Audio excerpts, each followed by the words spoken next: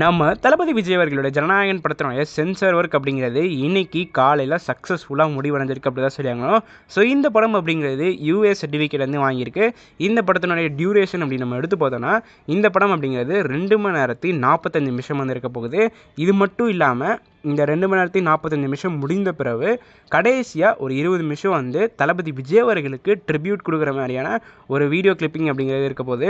அந்த video clipping வந்து பார்த்திங்கன்னா நம்ம விஜய் அவர்கள் இதுக்கு முன்னாடி நடித்த 68 படத்தினுடைய கிளிப்பிங் எல்லாத்தையும் ஆட் பண்ணி ஒரு எமோஷ்னலாக விஜய் சாருக்கு ஒரு ட்ரிபியூட் கொடுக்குற மாதிரியான வீடியோ அப்படிங்கிறது படத்தினுடைய எண்டிங்கில் ஆட் பண்ணிக்காங்க.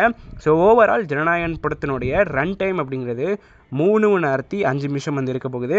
ஸோ இப்போ நிறைய ஃபேன்ஸ்க்கு இருக்கிற கேள்வி வந்து பார்த்தீங்கன்னா, எப்படி ஜனநாயகன் படம் எந்தவித கட்டுமே இல்லாமல் சக்ஸஸ்ஃபுல்லாக சென்சார் போர்டை வந்து தாண்டி வந்துச்சு?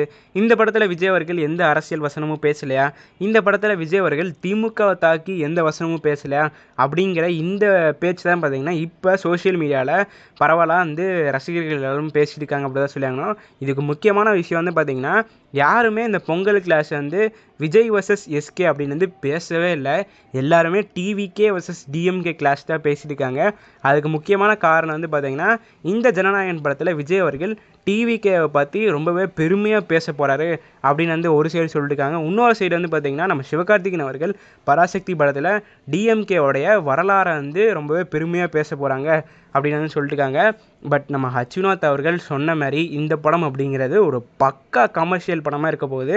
ஸோ இந்த படம் அப்படிங்கிறது எந்தவித அரசியல் கட்சியும் வந்து பார்த்திங்கன்னா டேரெக்டாக தாக்கி வந்து பேச போகிறது இல்லை அப்படின்னு நமக்கு வந்து இப்போ அஃபிஷியலாக தெரிஞ்சிருக்கு. ஏன்னா சென்சார் போர்டை வந்து சக்ஸஸ்ஃபுல்லாக எந்தவித கட்டுமே இல்லாமல் படம் அப்படிங்கிறது வந்துருச்சு. மேபி இன்டெரக்டாக ஏதாவது பண்ணுறதுக்கான வாய்ப்பு இருக்குது. அது வந்து நம்மளால் எதுவும் சொல்ல முடியாது. அது சென்சார் போர்டு வந்து அவ்வளோ டீட்டெயிலாக பார்த்து சீன்ஸ்லாம் கட் பண்ண மாட்டாங்க.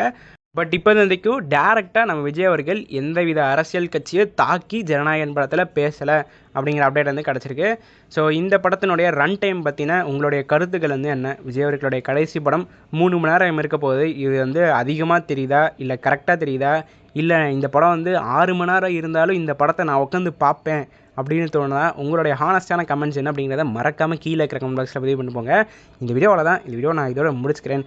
அடுத்த வீடியோவில் சந்திக்கும் வரை நான் உங்கள் NK. நன்றி, வணக்கம்.